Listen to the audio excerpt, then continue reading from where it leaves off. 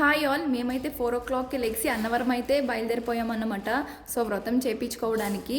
పౌర్ణమి ఆదివారం చాలా మంచి రోజు అంట. సో ఇక్కడ చూసారు ఎన్ని కార్స్ ఉన్నాయో, అన్నీ పెళ్లి వాళ్ళేనండి. సో చాలా పెళ్లి జంటలు అయితే వచ్చాయి. ఈరోజు చాలా పెళ్ళిళ్ళు అయితే జరిగినాయి. 7 అయిందండి టెంపుల్కి రీచ్ అయినప్పటికీ. సో వ్రతం కావాల్సిన సామాన్లన్నీ తీసుకొచ్చారు డాడీ వాళ్ళు.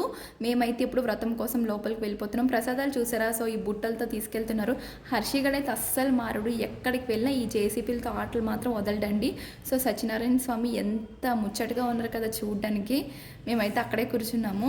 సో వ్రతం అయితే చాలా చాలా చాలా బాగా జరిగింది. చాలా రష్గా ఉంది. సో చాలా మంది ఉన్నారన్నమాట ఈరోజు జనం ఇక్కడ.